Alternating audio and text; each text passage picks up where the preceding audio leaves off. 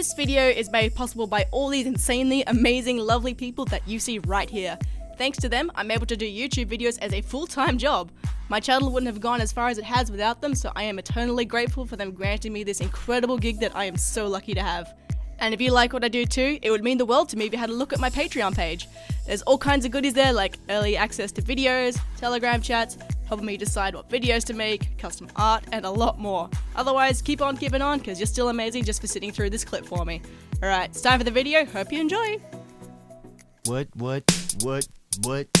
Hello, and welcome to the very first Q&A of 2018!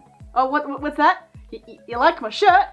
Well, you can get your very own one right now on Artwork Tee! Yeah, they finally arrived, and they're so nice. Like, the prints came out really good. They're better than TeePublic, that's for sure. The one I'm sporting right now is called Sodaru Splash, and this artwork was done by my very lovely partner Kiba. I'll do a full video for Artwork Tee later, but for now, there's lots of designs up, and there's more to come, so go check it out at this link.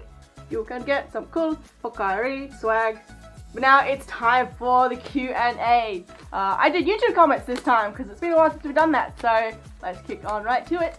From Ink Forest. Hi Pocari, in your ways to use the first video, I saw Niho's head. Can you show us, please? Person with nameless persona. Well, yes, I did get Niho's head in November, I think it was, but the reason I haven't really, probably revealed her is because she's not finished. Right now I have a head and a box full of fur, and Niho as a character isn't really supposed to wear clothes, so I don't like to partial as her, so I don't like to reveal suits properly until they're finished. So once the rest of her is done, I'll do a nice big video and you will see her around a lot more often. But for now, it'll just be the little Easter eggs here and there. I also need to edit the unboxing and upload that for my patrons. Sorry guys! From Volps. What do you think of the idea of 3D printed fursuit head bases? I think it is super cool, really cool. It's a really good way to, not have to keep making every head from scratch, but it's still a little different because the problem with casting foam bases, you can only do the one cast or however many molds you've made. It's not easy to change it up a little bit. Is there anyone else out there that does 3D printed fursuit head bases? Because Spark is the only one I know, and I'd really like to know about some more. Please let me know in the comments if you are one or know one. From Bird Daddy. Hey Adazu/Pocari, how do you feel about suits with super huge ears, tails, feet, or wings? I honestly think they're cute and sometimes amazing, but how do you feel? Every time I see a suit with really big parts, I feel very conflicted because one part of me is going, oh my god, that is so amazing, that's so cool, I can't stop looking at it, and the other part of me is going, wow, I would not want to own that suit because the maintenance and the travel would be a real pain in the butt.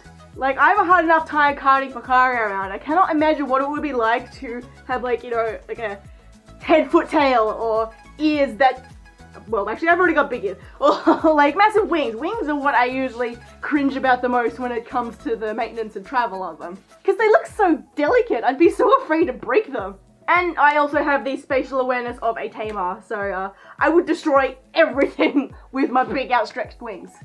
And then eventually break them. From Signatures 101 column 3.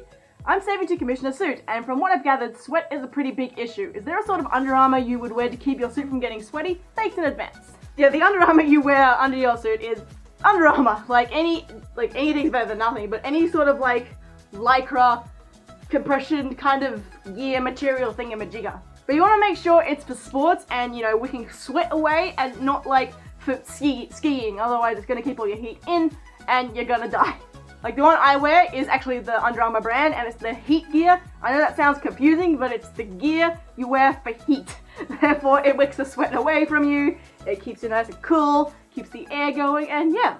Another really good reason to wear Under Armour or something under your suit is because the backing of fur isn't always pleasant. It's usually quite rough, and in some cases can even be painful and quite itchy. But either way, if you're a sweaty mofo like me, then getting your suit on and off gets very, very sticky and it just doesn't move. It's not nice. But with Under Armour, it just comes on and off nice and easy. So your sweat isn't as big as an issue if you wear your Under Armour, but you definitely want to disinfect your suit after every wear as well. Under Armour is not a replacement for disinfectant. Because while the Under Armour helps keep you cool and keep the sweat out of your suit, it still gets in your suit, and unless you disinfect it, especially if you've got white on your suit, they start going a bit yellow. which you may have noticed with my paws a little bit. See, it depends how good your eyes are, but it's maybe like a little bit more off from the sleeves. Now that is the same fur, but the reason why they're a little bit more yellowed even after me looking after them and disinfecting them and washing them is because they're the ones I wear the most, and even just over time they will start to go that kind of off-white a bit. I am going to do some experiments to try and whiten them up again, so stay tuned for that video. From Kenzie Ann. Hey Pocari, I'm a young fur and I was wondering if you think that there is such thing as a 2U species, because I really like foxes, but I want to be original. I don't know what to do. Jasper the Fox. I talked about this a little bit in my last bottle episode about choosing your species, and like, don't be afraid to pick something that's popular. You know, they're popular for a reason, because they're cool. Because admittedly when I made a Dezu, I was trying to be a little bit unique and try to like put myself into like that want to be unique, but I don't know, it just never really satisfied me trying to be different. Like, it seemed like a pointless effort rather than just trying to be something that I want to be. Oh yeah, if you haven't heard, I'm actually changing main personas. Yeah, I decided that it was time to drop the edgy uniqueness, and I'm now a bunny. Dezu was still me in my character, and I still have the suit, and I still use the suit and everything, but my main persona is now Dezu the bunny, who is also 10% Tasmanian devil, so I can still eat meat because I hate vegetables. So please go be a fox. You will enjoy being what you want to be much more than just trying to stand out from the crowd. I can assure you that. And hey, just because you're a fox doesn't mean you can't be unique. You know, you've still got all your marks and colours to play with, so the world is your oyster. From Raz the Bun Bun. Hi Pocari, I love your vids, but I just have a question. What do you think about bird personas or bird-like personas? Because I know some people think that birds shouldn't be a part of the furry community, and I was thinking of having a griffin as a persona. Anyways, what do you think about this subject? Thanks. From Boys Idaho. Is that how you say that? Boys? Or is this going to be like another Arkansas situation? What do I think about bird personas? Well, yeah, I think they're pretty cool. I definitely approve. I love birds. I have such a big fond of birds. You know, I've got my own little aviary out the back, and I love bird characters, and it makes me sad that more people don't want to be birds. And it makes me even sadder to hear that people don't think birds should be in the furry community. I don't know if they have their own, like, offset name, kind of like how scalies are called scalies, or like featheries, or just avians, I think is what they go by. But you can still be part of the fandom. Doesn't matter. You're still an animal person. So screw those people who say birds shouldn't be furries. I say birds can be furries, and then if anyone has a problem, they can come talk to me and my boys.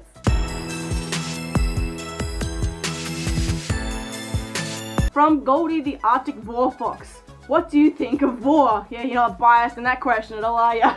No, I am not explaining it, but yeah, I don't know. It's interesting. I just find that the concept is a bit hard to swallow.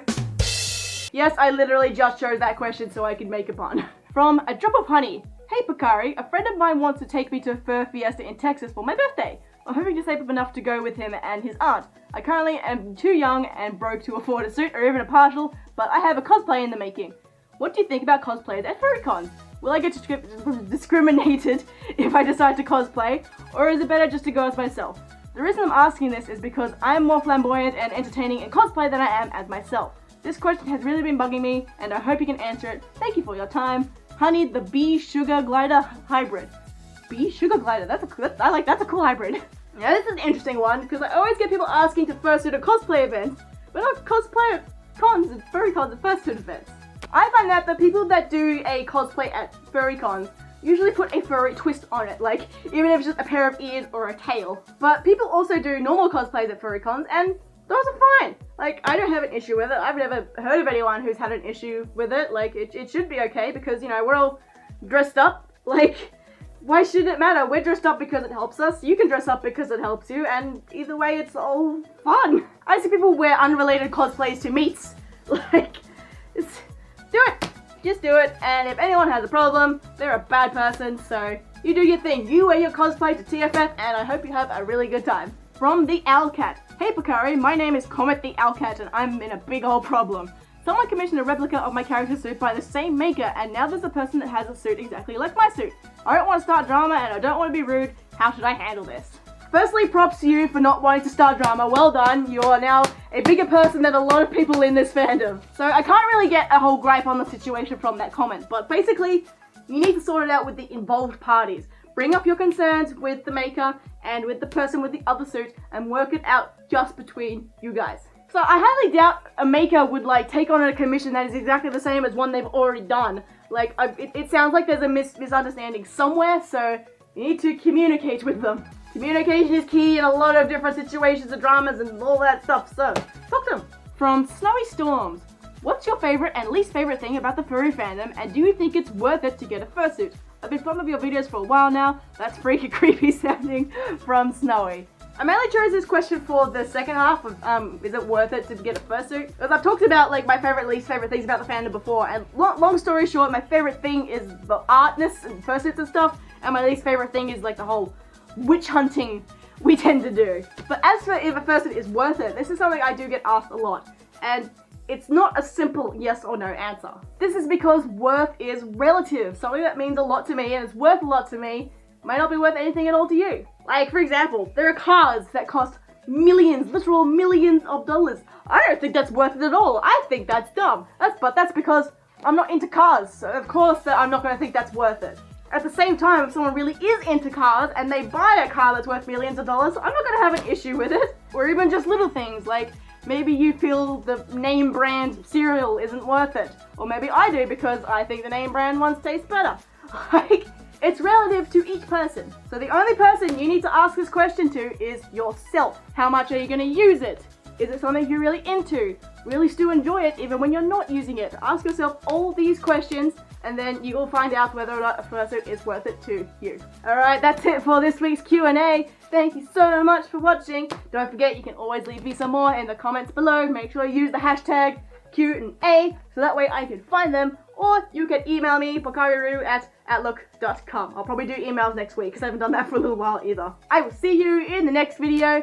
Hope your day is awesome, and to my fellow Australians, don't die in all the heat.